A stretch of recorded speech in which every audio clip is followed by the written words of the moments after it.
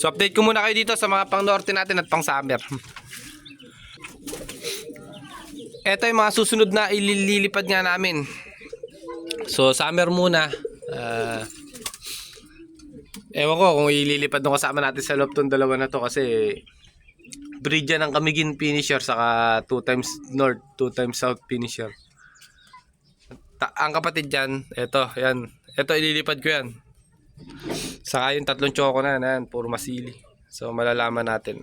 Kaso yung tatlo dyan naka force molt na. Saka yung dalawang puting susubukan namin naka force molt ni Pakpak. Para hindi abutan ng pangungulag sa kung sakali mag derby na first lap, second lap, ganun.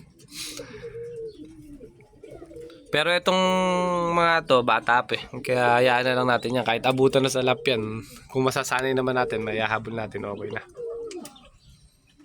So yan, napakaganda ng kondisyon nila. Tapos nandito pa yung ibang pang norte ko. Ito pang norte ko na to, GR. Ito binebenta ko na 5,000 dalawa, 3,000 isa. Kaso bala ko hindi ko nabenta kasi malaki na eh. Walang nag-inquire nga sa atin.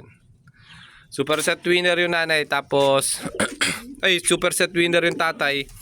Tapos yung nanay Santa Ana Clacker 1056 yata yung speed Santa Ana Clacker. Tapos ito yung nanay ng 2 times out namin. Yung isang ibon namin na nilipad, ito yung nanay. Isang ibon, 2 beses finisher ng Pagudpod, finisher ng Santa Ana, tapos finisher ng Allen sa GRPC, finisher ng Tacloban sa JPRC. Yan yung nanay nun. Kaya hindi ko mabenta ng mababa kung